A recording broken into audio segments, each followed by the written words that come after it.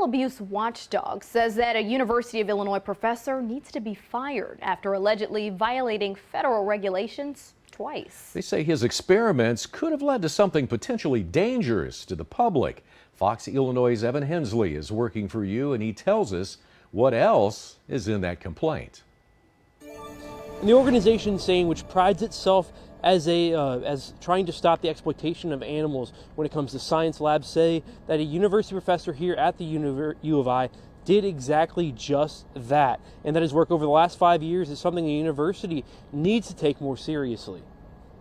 The same professor, the same principal investigator, to have their protocols suspended twice in just a space of a few years, that indicates that this is someone who simply should not be allowed to use animals. Stop Animal Exploitation Now, or SANE, says that a U of I professor needs to be fired after violating multiple federal animal testing regulations.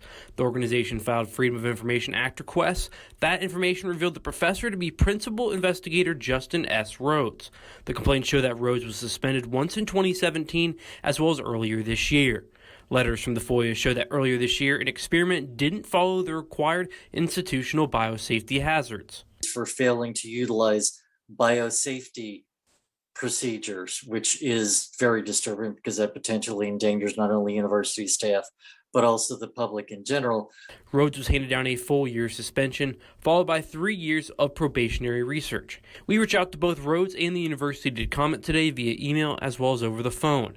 A spokesperson with the university said she would get back to us, but is still yet to. Do you believe the university has any fault in this situation?